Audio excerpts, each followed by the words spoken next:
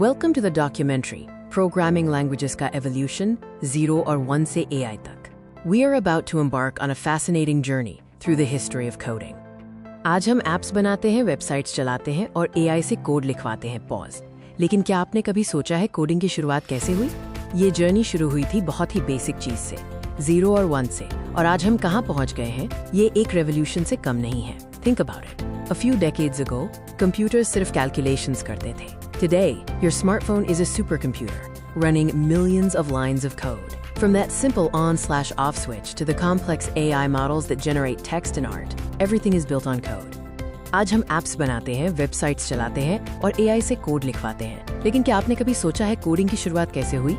Pause for effect. ये कहानी है उस सफर की जिसने इंसान और मशीन के बीच की बातचीत को पूरी तरह बदल दिया. हमारी कोडिंग की जर्नी स्टार्ट होती है मशीन लेवल पर. कंप्यूटर सिर्फ 0 और 1 समझते हैं, जिसे हम बाइनरी कहते हैं. ये वो भाषा है जो हार्डवेयर डायरेक्टली एग्जीक्यूट करता है. इमेजिन, पहले प्रोग्रामर्स को सिर्फ इसी लैंग्वेज में इंस्ट्रक्शन देनी पड़ती थी. कोड लिखना बहुत मुश्किल था. एक छोटी सी मिस्टेक पूरे सिस्टम को क्रैश कर सकती थी. फिर आया असेंबली लैंग्वेज. ये आज भी मशीन कोड के बहुत करीब थी, लेकिन इसमें इंस्ट्रक्शंस को शॉर्ट इंग्लिश वर्ड्स या निमोनिक्स के रूप में लिखा गया, जैसे ADD या MOV.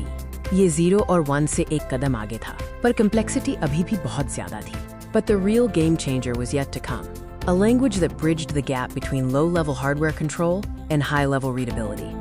1970s में Bell Labs में डेनिस रिची ने C लैंग्वेज को इंट्रोड्यूस किया. C एक रेवोल्यूशनरी कदम था.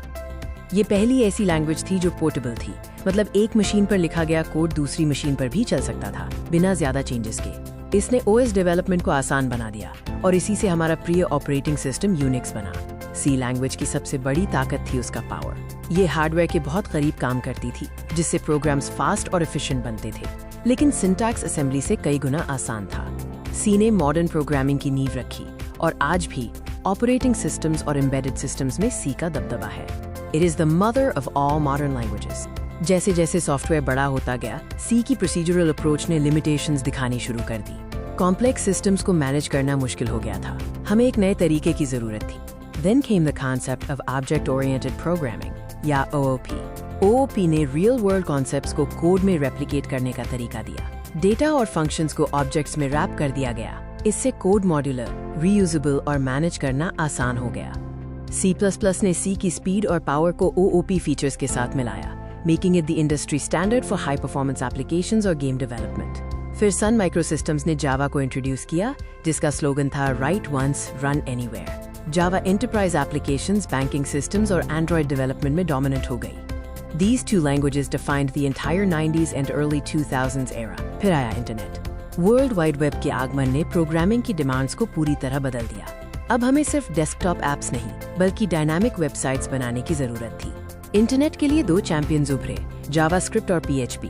जावास्क्रिप्ट, जो इनिशियली सिर्फ ब्राउजर में लिमिटेड क्लाइंट साइड इंटरैक्शन के लिए बना था, आज फ्रंट एंड का किंग है. इसने वेबसाइट्स को इंटरैक्टिव और एंगेजिंग बना दिया. और सर्वर साइड पर PHP ने मिलियंस ऑफ वेबसाइट्स को पावर किया. वर्डप्रेस और फेसबुक जैसी बड़ी प्लेटफॉर्म्स की नींव PHP पर ही रखी गई थी. These scripting languages made web development accessible to a much larger audience, fueling the .com boom. Around the late 2000s and 2010s, complexity और बढ़ गई. सॉफ्टवेयर को तेजी से डेवलप करने की जरूरत थी. और यहाँ एंट्री होती है एक ऐसी लैंग्वेज की जिसने सिंप्लिसिटी को सुपर पावर बना दिया, पाइथन. गीडो वैन रॉसम द्वारा बनाई गई ये लैंग्वेज अपनी रीडेबिलिटी और सिंपल सिंटैक्स के कारण तेजी से पॉपुलर हुई. पाइथन में कोड लिखना ऐसा था मानो आप इंग्लिश में लिख रहे हो. इसने प्रोग्रामिंग को बिगिनर्स के लिए भी आसान बना दिया. लेकिन पाइथन की असली ताकत थी उसकी वास्ट लाइब्रेरीज और communities. Data science, machine learning और AI की ग्रोइंग डिमांड्स ने पाइथन को इंडस्ट्री लीडर बना दिया. NumPy, Pandas, TensorFlow, इन सब लाइब्रेरीज ने पाइथन को रिसर्च और इनोवेशन की बैकबोन बना दिया.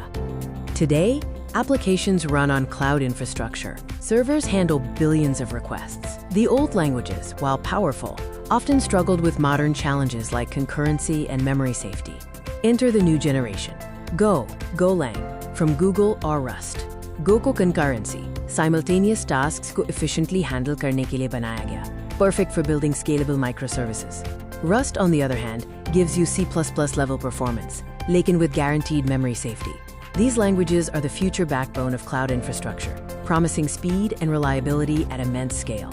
और अब हम AI के era में हैं. प्रोग्रामिंग लैंग्वेजेस अब सिर्फ इंस्ट्रक्शंस नहीं लिख रही, बल्कि एआई मॉडल्स खुद कोड जनरेट कर रहे हैं। फ्यूचर में कोडिंग सिर्फ मैनुअल टाइपिंग नहीं रहेगी, बल्कि एआई टूल्स को गाइड करना और कॉम्प्लेक्स प्रॉब्लम्स को डिफाइन करना होगा। The loop completes, from zeros and ones to code that writes code. This journey from the punch cards of binary code to the neural networks of today's AI is a testament to human ingenuity. Programming languages बदलती रहेंगी, क्योंकि problems बदलती रहेंगी. Thank you for watching.